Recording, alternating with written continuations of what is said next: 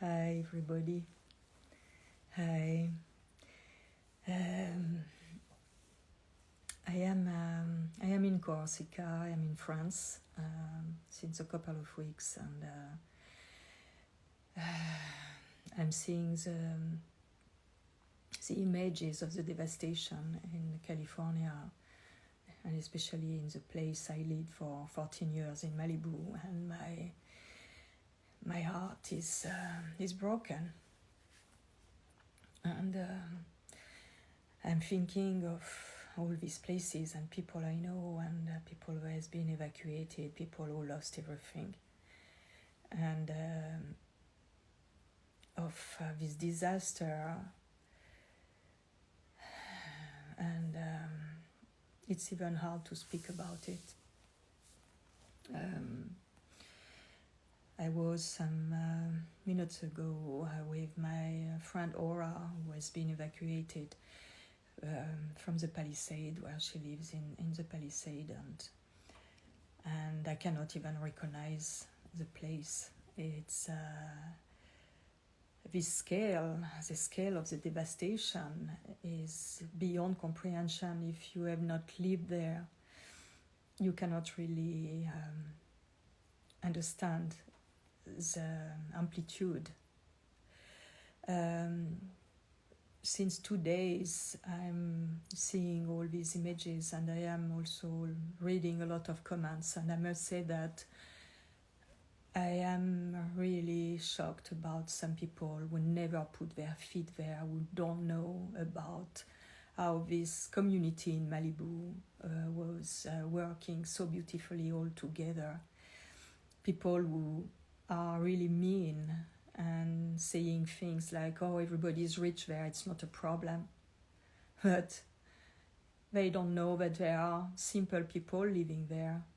You have all the people that are, gardening, taking care of the houses, workers, families, businesses, little restaurants, all the little stores that made, and the farmers market, and that 14 years there, I really appreciated and love the community there, because in Malibu, there is something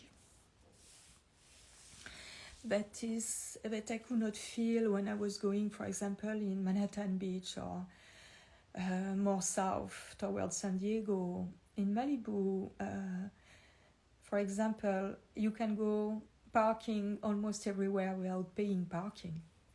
And this was made for families, simple people who don't have a big income, to be with their families for the weekend, enjoying the public beach and all that. And everybody was really enjoying to be together. And it's not only rich people who are living there and who are living there. And in 2018, when I was there, during the fire, I was renting a guest house. I was not owning anything, and I was renting a guest house there. And I had my friend, massage therapist, who was renting a little tiny bungalow, very, like from the 50s, very old. But he was so happy in this simple room, not even 20 square feet. And he left. He has been evacuated and taking just few things, and everything burned. All his little belongings. He did not have a lot. So you have people like that who are living there in trailers, in people who doesn't have a lot of money, but people also who had their families since 50, 60, 70 years living there in this, wooden bungalow, very simple housing. And people don't know that. They just put a tag or a label or put people in a little box that everybody's rich there. It's not a problem. It's not true. It's not true. And reading this comment is really heartbreaking, because these people don't know what they speak about. They never lived there. I lived there long enough to really appreciate and know and be surprised how these different social classes were working very well together. And everybody needs. There, these people who have this, like they say, rich people, they need gardeners, they need cleaning ladies, people who maintain the properties, and this was giving jobs to these people from a more simple class. And now all this is gone. Not only the people wealthy that has these houses, no matter, your belonging is your belonging. Sometimes it's a lifetime of things that you cherish, and it's not about the things, it's about what you create with your environment all together, the community. And this is hurting to hear people who are speaking about something they don't know, because they have idea all made, they have belief system, they have this thing, and this has to stop. This has to stop, because more than ever now people has to support each of them, not to throw away some comments like that are without respect.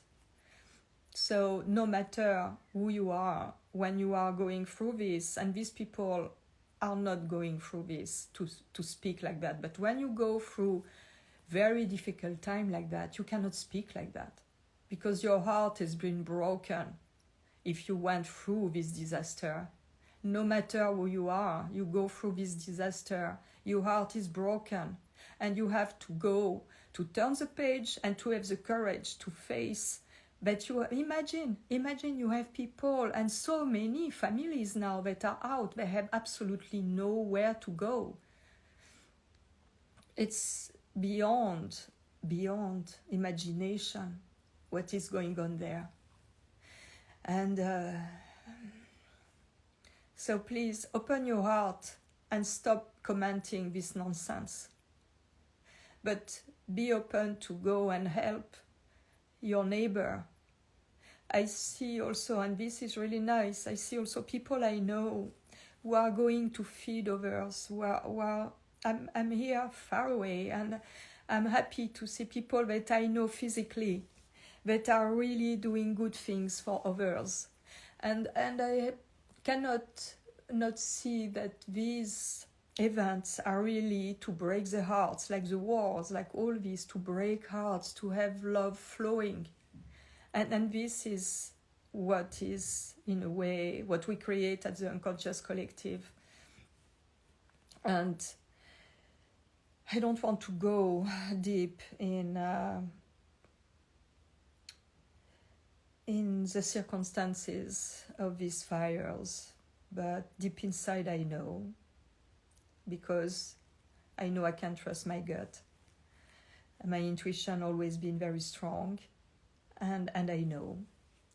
And even if I don't know the details, and I know beyond what I know that there is a reason for this, because there is this big growth, spiritual crisis growth, and all this is participating to develop this growth, to make a big change, to totally change the way we are related, the way we are creating nonsense, the way we are,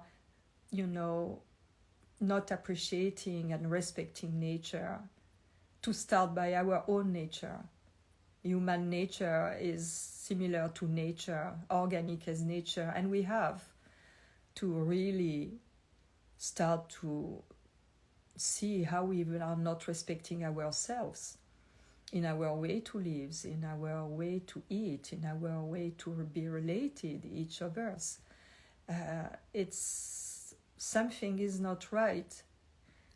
So I want to see this as a metaphor of the fire that is unfortunately touching so many people, putting them in distress and in very terrible situation.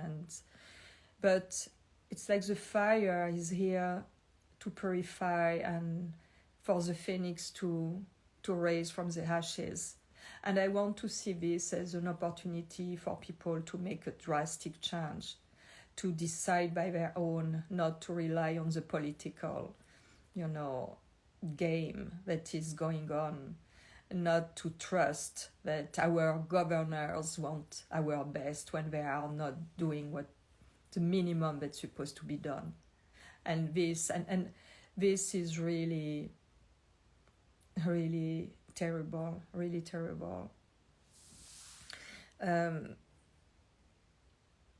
seeing people maybe who have questions, but or request to join. I am really moved beyond what I can imagine, beyond what I can imagine. When I see the image of this place that I lived and I love so much, and knowing the people there, how they were, kind of brotherhood, sisterhood, and people, just happy in a way to be together. And I see how they are affected. It's really hurting, really.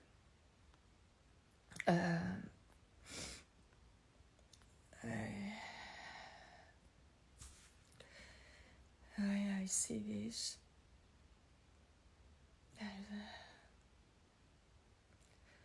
Yes, it's that. When we are not from the place, we cannot speak properly about it. It's like for everything, We can speak properly about things when we had the experience of it, when we went through it, when we live that in our flesh. If not, it's impossible to speak properly about things. So I wish that more and more people be aware about this phenomenon also of awakening of consciousness, because this really shake a lot of people and make them seeing things differently, connecting dots about what is going on. I was in touch with my friend in Pacific Palissade, and in my friend also in Yucca Valley. And they were telling me the days before we were not understanding what was going on, because they never saw so many chemtrails days after day after day. And like by chance, this arrived exactly when the Santa Ana firing is blowing after all this chemtrail. And it's maybe time for people to connect that the chemtrails are full of components that increase fire and make them hotter and speedier. And I know this from 2018, from the firemen who were not able to extinguish the fires because they were too strong and too fast, increased through over the aluminum in the chemtrail that is sprayed in the chemtrail by the chemtrails. So now you have to connect the dots. You have to see that there is, something at work that is participating to that. And when I see the media, like I was watching the French media, the news, that are saying that it's because of climate change, it makes me smile, because they never speak about what is going on with the chemtrails and what is spread on the surface of the earth, and especially in the US, because I live there, so I can see. It was less, frequent than in the desert than in the coast. But this last week, it has been non-stop. And my friend was telling me, friends were telling me every single day, non-stop, and they were doing it at night as well. Very thick, and the light was different. And it was really, really intense about the spray that they did, and like by chance this is happening. This is this is coating everything. The houses, the car, And the vegetation and the soil, everything is coated by these substances that are highly increasing fires and heat. So no wonder how it's very difficult, especially with the wind, for the firemen. And I'm amazed by their work. I'm amazed. I saw them in 2018 when I was in that fire, and it's unbelievable, the energy of these men to help, to save lives, and we have to be highly grateful for them and for all the people who are really dedicating their life and their time to help others. So I just wanted to speak a little about my feelings right now, and it's almost night here, so I'm gonna let you. And I think prayer is very important. Prayer, when I say prayer, is to have, to think, if I can say, with your heart about the devastation and the distress of people, no matter who they are. Try a minute to think what would happen if you were in this situation. How you would be happy to have someone holding a hand or helping you or doing something, be present, or even just praying, have nice thought, not this very bad and mean comment. So this is because we create at the invisible level, we create something with our thought. So better to have thought of love and prayer for all the loss and all the people and the animals and even the buildings are entities, and they were creating something very special there. It's unrecognizable. And that's it. I thank you for watching, and bye.